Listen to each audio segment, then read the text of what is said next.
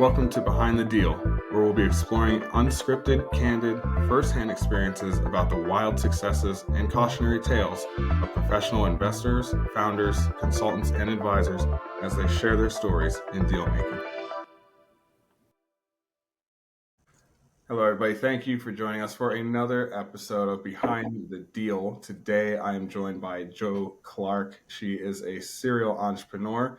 Jo, thank you for being on today. I appreciate it. Tell us a little bit about yourself and tell us a little bit about what you're working on right now. Well, hey, I'm so great to have to be here with you guys today. I am a third-time founder of tech startups, and interestingly, they've all been tech, but I am a non-technical founder. So for those non-technical founders out there, don't give up.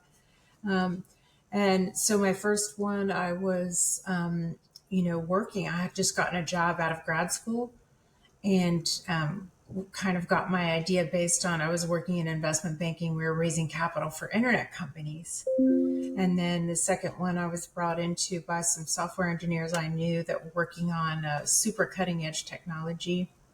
And I was with them about 7 or 8 years. That company got bought by a media company.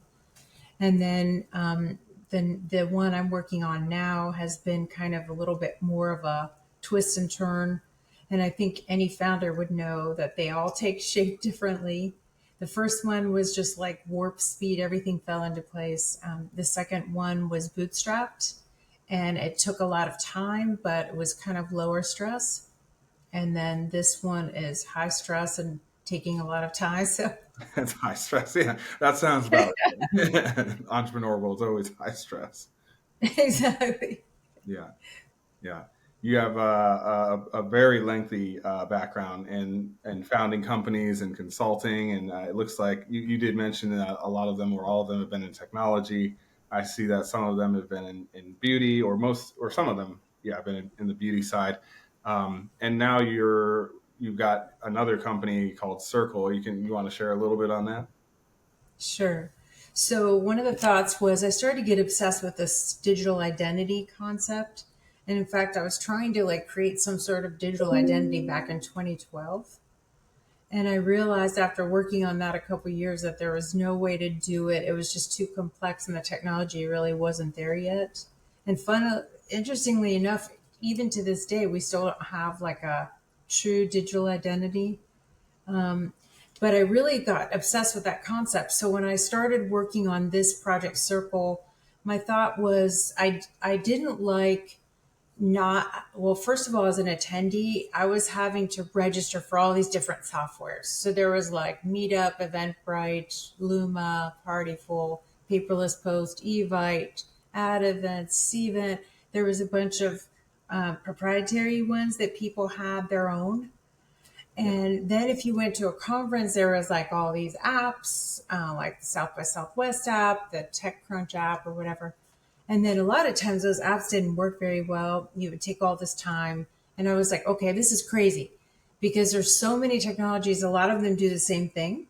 Yeah. And none of them are interoperable or organized. So with Circle, I was trying to create a concept where you could platform aggregate any event you were going to in a single a single app or web app and have a single identity, and that identity was your data file, and it also was like almost like a virtual badge, like a passport that got you into any event. And so that's kind of what we've been working on. But interestingly, I had a lot of challenges because I thought, okay, I'm going to bootstrap this. And unlike my first startup, we raised a lot of capital. And so it was very time consuming. It was very the investors want a lot of your time. And so I realized, gosh, I'm not really spending that much time on the business. I'm spending all the time with the investors, their friends, and answering their questions, right? Yeah. So with Circle, I was like, okay, I'm going to bootstrap this and be really shrewd. And what I realized pretty quickly was some people like Luma and some of these guys came along and they were funded. And they did a portion of what I wanted to do. And they did it really quickly and they did it well, executed, and got a ton of traction. So then I was second guessing my thought about bootstrapping and, maybe I should have raised capital. But The cool thing about all of that is that what you find as a founder and entrepreneur is that the landscape is constantly changing. And especially right now with AI, that everything's moving at warp speed. Yeah. So I realized that all these delays actually ended up being a gift because now there's this whole new technical framework that we can build a new conceptual approach to this whole world of both registering for events, holding events, getting sponsors for events, and even attending events and knowing who to meet, who you met, and having some sort of more organized, cohesive process. So that's probably the best way to describe what Circle is working on at the moment. It sounds interesting, and we'll definitely have to explore that, I think, offline because I'm in the event producing business, so I'm very curious to hear about that. But in this particular story, I think you're taking us back in time a little bit closer to the 2000s, as I understand it, with the company that you had launched. It was what we're calling kind of like the Amazon of beauty. So Yeah. tell us the story. So I was working at this investment bank, and what I was seeing was all these new internet concepts. At the time, I was so young and just really not experienced. And I thought, God, these aren't that great of ideas. And I could see them getting amazing valuations and raising capital really easily. So I got the idea to write my business plan, brought it to my boss. I was lucky enough to work as an associate in the office of the chairman. So I had maybe some great access, and he was like, "Oh, this is genius. Let's bring it to the partners." So we created a formal document like we did for our clients, and I presented it to the partners, and they funded 4.5 million just on this document, essentially. And And so I'm where was this at? Where were you? Can you share with us where you were working at the time, or who was? Yeah. The firm was called Communications Equity. Interestingly, they're still in business. It's a boutique investment and merchant bank. So they had some investment funds, and they also had an investment banking business. Mhm. And the investment business was the IB banking business was global. So they had offices in like Hong Kong, Munich, London, all over the world, the Middle East, and their main office. I was in with the chairman. He was in Florida because of the tax structure there Right. for the firm, and then he was also a horse person, so he had a horse farm there. So he wanted to be there a lot. But we were ending up flying to New York practically every week or every other week. Okay. So anyway, I got this idea, wrote the business plan, took it to them. They funded me, and then I moved to New York because at the time Amazon was doing books, and they were just launching into. I think they bought like Zappos, and so they were going into shoes Yeah. and some other categories. And my idea was around just getting these different products that I was using, whether it was like you had to go to a salon for hair care, you had to go to a dermatologist for like a retinol Right. product, Yeah. you went to CVS for some things like L'Oreal, but then you went to the department store at the time, like to get Chanel or whatever. All these are different types of beauty, skincare, makeup, hair care. Right. And I was like, this is so inefficient. It takes me all weekend. Get one item here, one item there. So that was the concept, was to do an e-commerce site where you still had those channels, but you could get it all real quickly in one cart Yeah. And this and was in just check '99, out. right? This is Yeah. Yeah. yeah. So okay. So the internet was really starting to take off. Right. Yeah. Okay. And it's like it is, the cool thing is it's like it is now with AI, Yeah. right? Yep. So it's the same thing all over again, but this time with AI. Yep. Yep. So anyway, so once they funded me, I moved to New York. We quickly grew to about 100 employees, Wow. and we had an investor come in that offered us 40 million in our Series A, Is and we go ahead. was this in the like the pre-seed? Had you already started sales at this point, or you said you scaled to 100 employees? So I guess you had some traction, obviously, and then Yeah, this yeah. mega investor steps into the ring. Yeah, so we had already launched, and we won some awards. We actually won awards for branding, for customer experience. We were doing 2 day shipping probably before Amazon was even doing it, and we were sending this beautiful box with like everything was branded. Yeah. And so we were just slaying. We were doing really well, and we decided that we thought it was not going to scale that big at that time because a lot of the big vendors like Estee Lauder companies owned about I think 15 to 20 brands, and some of them were huge brands like Clinique that had a huge amount of market share, and Yeah. they didn't really want to sell online yet.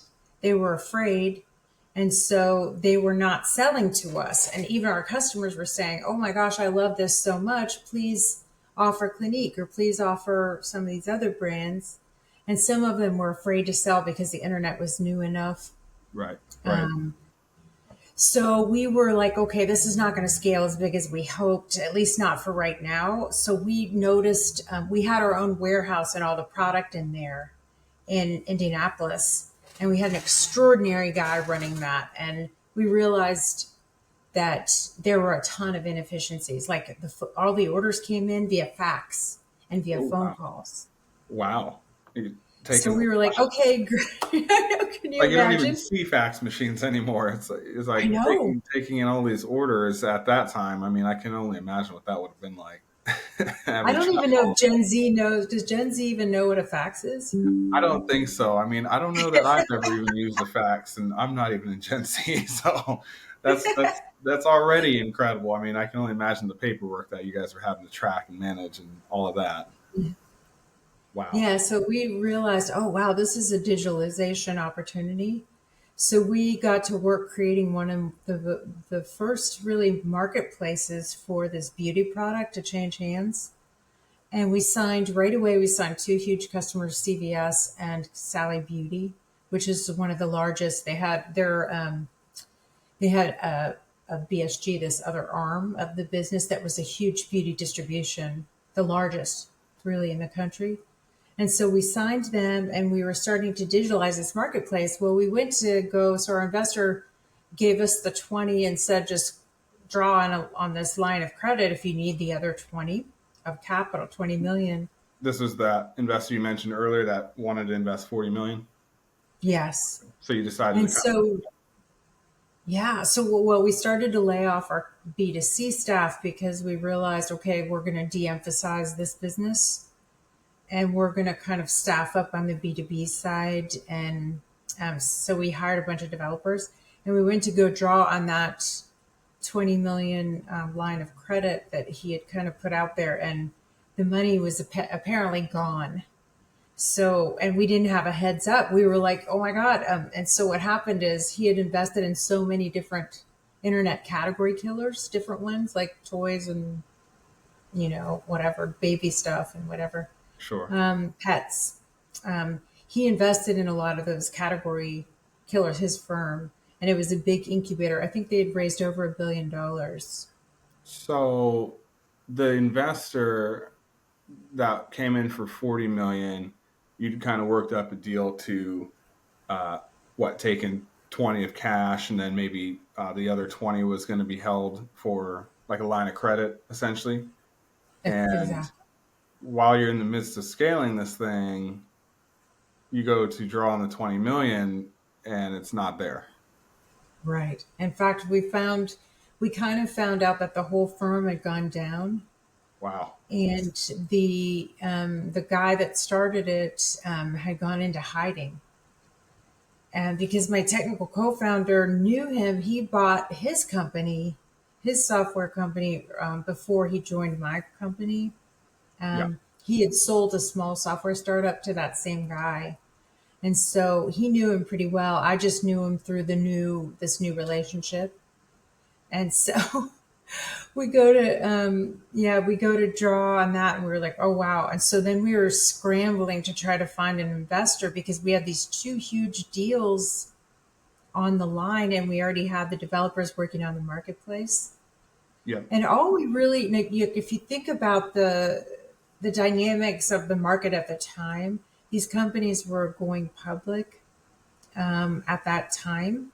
based on pretty much where we were. So they didn't have to have like a ton of traction or ARR or anything, things that they're looking for today. And Yeah. so we were actually on the verge. If we had just gotten some revenue in from this marketplace, we probably would have been able to go public. Wow. And so, yeah.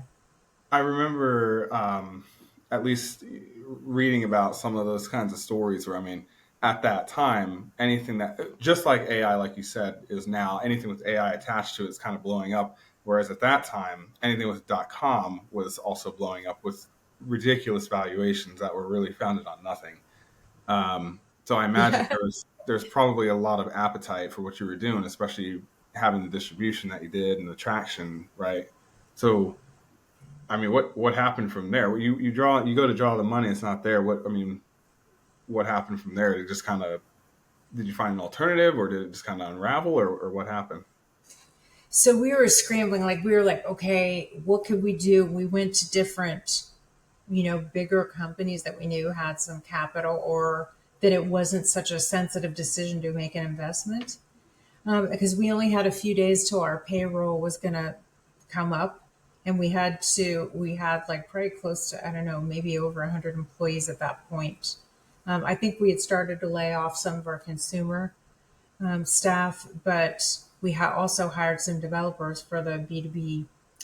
So we were like, oh my God. And the funny other story behind that is what we tried to find. So my co founder tried to find our investor, and he found out he had gone into hiding. He fled Chicago, where he was, I guess, based, and nobody knew where he was. Wow. And so we were like, and then he somehow got a hold of him and tried to buy him out of his position himself, even though he didn't have that much. When he sold his company, it was a really small deal. So he was trying to buy him like at a fire sale price, buy his 20 million so far investment out.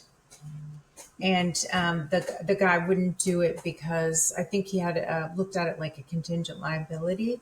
And I'll give you an example. He had some huge investors in his big internet fund, like Dell, Microsoft, etc. The investor. And so, yeah, Okay. so they were his investors in his big internet fund.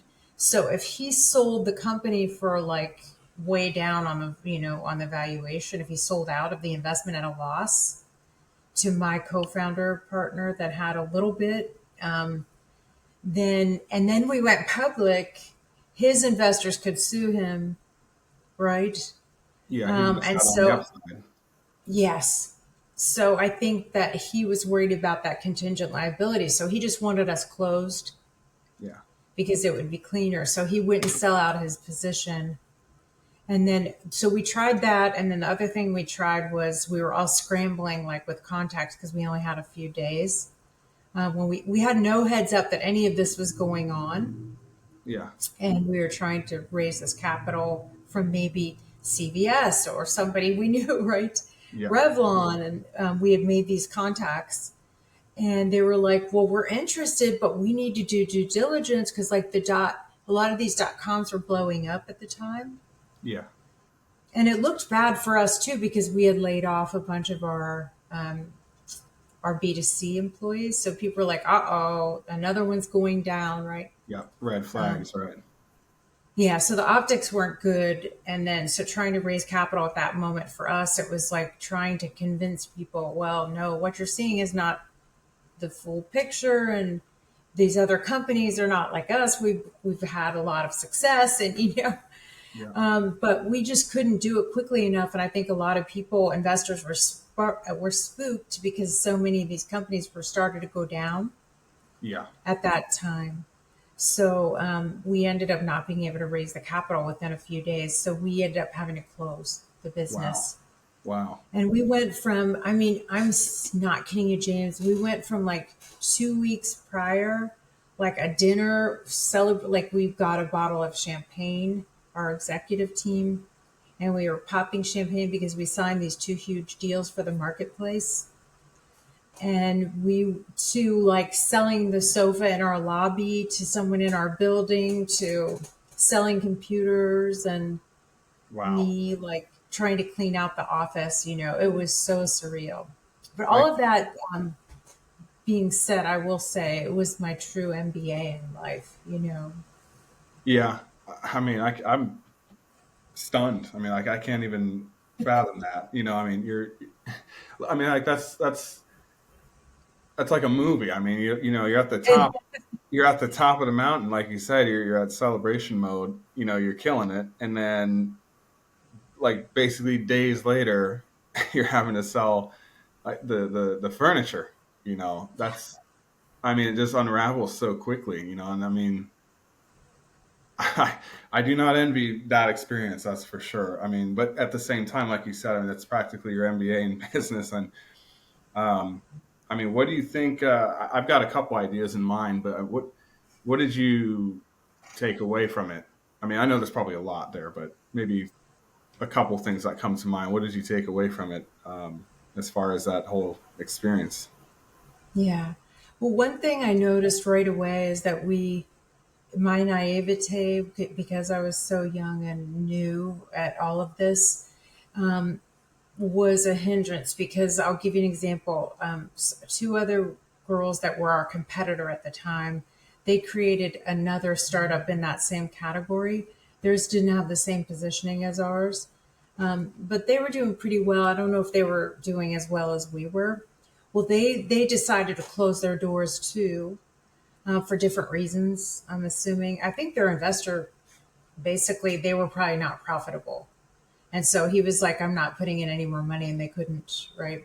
But what they did do when they structured their financing differently than what we did, was they gave a put option, because they were making the deal at a time when the money was flying, trying to invest in these.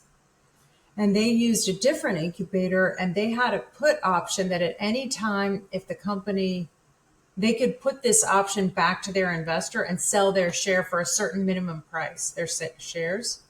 And Right. so when they asked them to close, they exercised their put option, and he had to buy them out. And so I think they made, each founder, there's two founders, I think they made like 17 million each or something, Wow. just to close the company, Yeah. right? Jeez. And so then they were already positioned. I think the one started like her next jewelry.com startup. They started other companies with that capital. Yeah. And so, whereas in our case, we, we, that was it. And it's the funny thing is, I had been working since the age of 12. I never hadn't had a job. And Yeah. so it was the first time I was like, oh my God, I was at home Yeah. during the day. Yeah. And I didn't know what to do with myself. Yeah. I was like, oh my gosh, I haven't been at home since I was out of high school, during the day. Yeah. And so that was just like I'll tell you the two big lessons though. So the way you structure your financing is so critical. Yeah. And you hear them say this all the time, you have to take the money when you can get it. Yeah. But, but you do want to have leverage. So you do want to be shrewd about who you get into bed with, and know every single term in that term sheet, so that you know what levers are going to release what scenarios, right? And the Yep. more leverage you have, the more you can push back on those terms. And then if you get really crappy terms, that is not a good partner, Yeah. because they're just trying to take advantage of the situation that you need this capital. And they're really not like you. What you want is someone on your side, not on the other side trying to extract all they can. Yeah. So that was lesson one. And then lesson two is like the board composition. Oh my gosh. So in the case of my company, there were four board members, three guys and me. And the problem I had was, we had all this product in our warehouse of all these major vendors like Revlon, L'Oreal, all these guys. And I voted to return all the product back to the vendors so they could get their product back. Yeah. Wow. And the other three board members voted to divert the product to a liquidator. And so what that does is it dumps product on the market through these weird gray market sellers. Like at the time, I think Mm. one was, oh gosh, I'm trying to remember the name of it.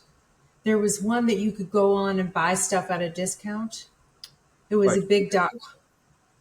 What was it? like eBay? It wasn't like it wasn't eBay, but eBay is probably a good example of. But there was one that was like a whole .com site, and it had name brands and all different types of products. And they were, but you can get like a Bissell or like a Dyson vacuum cleaner for like few $100 less. Okay, I see. Yeah, one of the And discount platforms. they'd get a hold of this product from like retail stores or whatever that had gone down, and then they would send them the product, and then they would resell it. Hmm. Wow. And so you were trying to return the inventory to the manufacturers, but Yeah. the other board members were like, no, no dice. They wanted to liquidate it. Wow.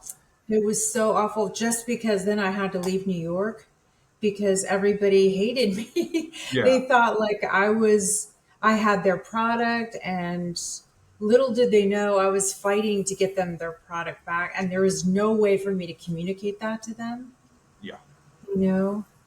And so it was very difficult. I had to leave New York. I couldn't really work in that industry Right. because the people were like, I was unhireable, you Yeah. know. Yeah. I mean, that is rough. I mean, I was thinking too, like you said it. I was thinking about the arrangement that you'd made with that investor of kind of splitting that 40 million. To me, I was thinking, I guess if it were me, I would have like, yeah, we'll take the full 40. Just Yeah. right up front, right, and not have the risk of the other half of You that can money. always return it, right? Yeah, probably. Yeah, that's what I'm thinking is probably the move there. And then, like you kind of said, it's who you do business with. That's always a challenge. You really don't know, and even if there's somebody you've known for a really long time, sometimes that can go against you because they know Yeah. all of the ways to hurt you. So it's like you almost there's almost no way out of it. You just gotta hope for the best in a way. I feel like Yeah. anyway, and hope that when problems arise, it won't go too far sideways. I liked your point though on structuring and kind of how you touched on the financial structure, but also your board composition. I think that's a really good insight right there. I think a lot of folks overlook that. Not only is it important to have the right people, but once you have those people, whether they're the right people or not, and you won't know at the time, right, until a Yeah. problem arises, regardless of That's right. that, how you structure your board or how you structure the arrangement between your investors and your other leadership is very, very important. And being able to, I guess, maintain certain controls and being really crystal clear, I guess, on when things go wrong and how they might unravel if you can kind of look into the future and setting that up so you as the founder and basically the center of the company don't end up taking the brunt of too much, I guess. Wow. Yeah, for sure. Um, Jason, I don't know if you know who Jason Calacanis is, but he has the This Week in Startups podcast and All In podcast. And he invests in maybe about 100 to 200 startups a year. He's a wow. huge startup advocate. Yeah. But he says that he will not invest in anyone unless they're a third time founder. And for these reasons, Yep. right? These are the reasons right here. Yeah, that's a pretty Right. good policy to have. You Wow. learn, but I will say, there is a lot to be learned in these failure is wisdom. Yeah. I don't know if you've ever heard that, Oh yeah. but it's essential to fail and make mistakes Yeah. because that's where your wisdom is cemented into you. Like you really learn life changing lessons. Yeah. And so, I mean, there's always the 20 something founders that come along, and then there's the gold, lightning strike, and Yeah. everything works great. The unicorns and And such. there's some like the Zuckerbergs that have this unique, kind of combination of they're able to run a company, but they also are technical enough, and even at a young age. and he was savvy too. Like if you look at him compared to our board composition, what he's done is he's got like these founder shares, these super voting shares. Yep. And so and then if the board members, he was able to compose his board or get rid of board members that didn't agree with him or whatever. Yeah. And so, or were too contra, opinionated, and then he now has ultimate veto on pretty much everything they do, right? Yeah, I've read into some of that. I think Google did it as well. They have super shares or super voting shares or whatever, and it kind of keeps some of the control in favor of the founder. Which, yeah, that's definitely a good strategy to maintain some of the control there and kind of head off any bad actors. I mean, it's impressive. Like we kind of talked about at the beginning, you've still had something like 5 or 6 other companies you founded or launched and or been a co-founder of, and off of this one, most people would have quit after that, for sure. I mean, that's quite a horror story. That's quite a very cautionary tale, right? And I'm pretty sure 99% of people would have been like, yeah, maybe entrepreneurship's not for me. Well, So what's hard too is I was so young, yeah, and yet I didn't have like the traditional resume because I just didn't have enough experience in industry or as like a VP of marketing for 3 years or something, right? Where you could go get another job. So I had like so many limiting factors on what I could do next. I was not really employable traditionally because I went from straight from being an associate in an investment bank fresh out of grad school to a president of a company, yeah, right? And so if you try to get hired as a VP of marketing, you've never run a marketing business, right? You've never created an ad strategy or had right, and then at our company, we hired someone who did that, right? And I just got to oversee it. So I didn't really understand at detail how some of these job functions worked, like really so such that I could do it myself. yeah, I see. And so you couldn't get like, and then I couldn't work in that particular industry. So then you're like, oh my gosh, what am I going to do? Because like I can't get hired. I'm too young and I was tired. I didn't want to start another Yeah, startup right away, yeah. you know. I mean, that would take a lot out of anybody. I think that would take a lot out of anybody at all. I mean, I Well, I know, was sleeping in my office. yeah. Wow. I mean, I know it's a short period of time that all this took place. I think it was 2 or 3 years. I think is that right? Yeah. Yeah, yeah. That's a whirlwind, and I mean, even just emotionally, Yeah. it's Sure. like over the There were span some of really days. cool things though.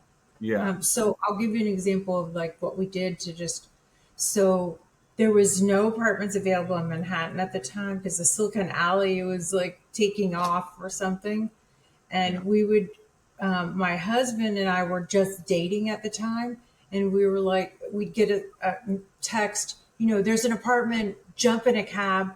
We'd get in a cab, and she'd say, "Oh, forget it. There's like 16 offers." wow, What we did, we couldn't find an apartment in the city because there was such huge demand at the time.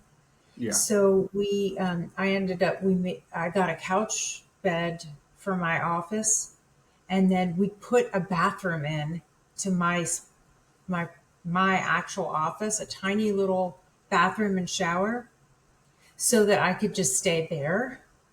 And then we bought a house out in the suburbs in Princeton, and I would take the train and, go home on weekends. So that was one, thing that was going on at the time. It was so crazy.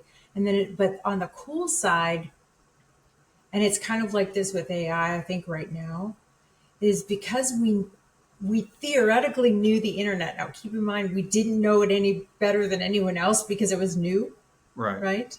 yeah, But I was getting invited to like these amazing parties, and like Donald Trump was at our fashion show, and like all these big celebrities. And Melania was in the fashion show as one of the models. So they were just dating at yeah, this time. yeah, And then we had models and different people coming. to us, begging us to be our spokesperson. I remember Serena and Venus Williams' agent contacting and pitching me on how they should be our spokespeople. Yeah, Um, that's I incredible. got like invites, incredible invites to like these parties and dinner. I got this dinner party invite. Have you ever heard of Mr. Big on Sex and the City? Yeah, Well, there was a real life Mr. Big, yeah. and I met with him, which was super fascinating. And then his business partner at their magazine invited me to a dinner party at her house, and I was sitting next to like the CEO of Chanel.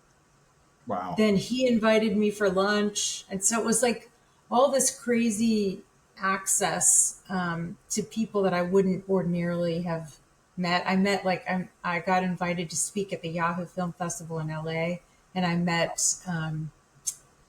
oh gosh, why am I blanking on his name? Quentin Tarantino. Really? Oh man, Yeah. I feel So like that's about when he was getting some of the biggest yes, hits out too. Wow, that's incredible. and Dang. yeah, but I met a bunch of celebrities at that. Like, so it was just very cool, like the access Yeah, we had at the time. But it's kind of a double edged sword if you just, for those of you who are starting startups, if you're getting that kind of exposure and you go down, right? yeah, Or it hits the press that something like in our case, we had that product yeah, on hand, it can come back and smack you in the face as well. So you have to just be super careful. yeah. That's. I mean, again, that is quite a story. It's incredible. I mean, Um, I don't know for those that'll be watching if it's more incentive to become an entrepreneur or not. I mean, you've got to be. I always say you got if you're going to be a real entrepreneur, you've got to actually be insane, if not a little bit insane, if not completely insane, because the things that you're going to have to endure on a daily basis are ridiculous. And as you've kind of experienced, obviously, the higher and higher you go, the crazier it's going to get. And I would venture to say too, the highs and lows emotionally are going to be higher and lower and more volatile, right? So you gotta. I don't even know. There's not really a. I don't know if there's any more advice to give. You got to be a little crazy and you got to be ridiculously resilient, huh? What do Yeah. you think? Well, so a couple of things is do it while you're young because you have less things pulling on you, right? So if Yeah, you have a child and your income's going to go away, that's not going to be good, right? yeah, Especially if you're maybe a man or a single parent or something. So if you do it while you're young, you have more resilience and more mobility too. Like we were traveling extensively. yeah, And so you can just take off on a dime and go fly to, we had to fly to Seattle to meet the Nordstrom brothers. And you would just hop on a plane and go and just make it happen, make these meetings happen. yeah, And so that was kind of something that I would say if you're younger, you have to go for it, because you'll learn so much. And it's our time right now to reinvent and invent. yep, And even if you fail, you went for it. And 93% of people on their deathbed say they wish they had gone for something. yep, They yep, regretted it, yep. you know? I've seen that as well. I've seen that as well. You really will regret the things you didn't do versus the things you did do and it didn't quite work. Yeah. Yeah, And I yeah, mean, honestly, with myself, I'm still at it yeah, because that's just how I'm wired. Like, I can see how anything can be better. And so I'm like, oh, I have to recreate this. This can be 10x better. I could take it from 1x to 10x. yeah, And so if you're like that, it's really hard to like go work in a corporation and only do something all day, right? yep. So it I, depends on the company, obviously, but well, now I've never worked in corporate, but I took pretty good notes on from everyone who did, and that's why I've never worked in corporate because nobody ever likes it. And you and I are hardwired the same. I think that is the truth. I think entrepreneurs are hardwired that way, and I think it's not something you really learn. It's just something this is how you are. You're born that way. yeah, To I guess want to do hard things or yeah, really make things better and not be worried about failing and getting egg on your face.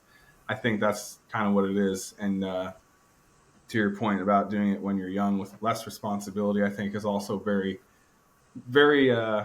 It's helpful. I don't. There's been a lot of entrepreneurs that didn't launch the company they're famous for until they were like 50 and such, and maybe they had a big family and all that. But usually, yeah, I think it's better to do it when you're young because you got more energy, like you said. You're probably more mobile. You don't have as many responsibilities, and when you're young, I think, kind of to your point earlier, there's value in being naive and thinking, oh yeah, I can do anything. I think Yeah. for most people as they get older, they start to believe the opposite. And I think that Yeah. that's the real killer right there. Is Well, no, what's I can't do it.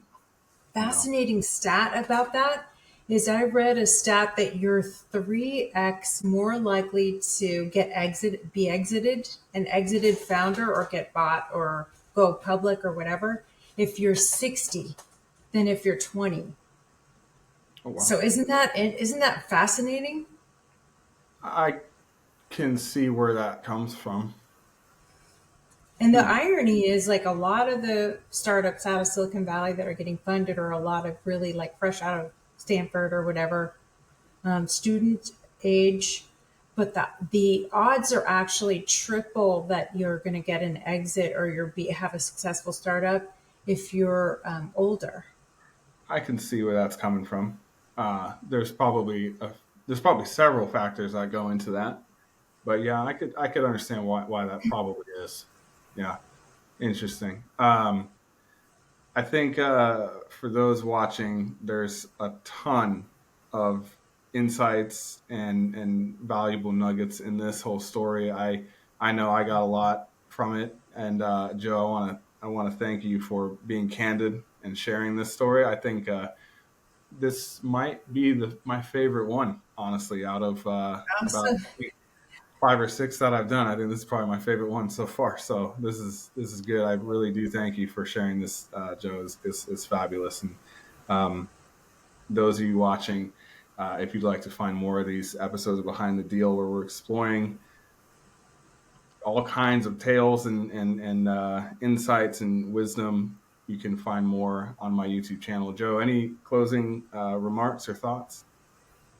The last thing I would say to anybody out there is always be excellent. Because, like, I noticed we're entering this moment where everyone's just kind of like, I don't know if it's because we become so comfortable as Americans that we're just so everything, we're not worried about food or lodging or whatever.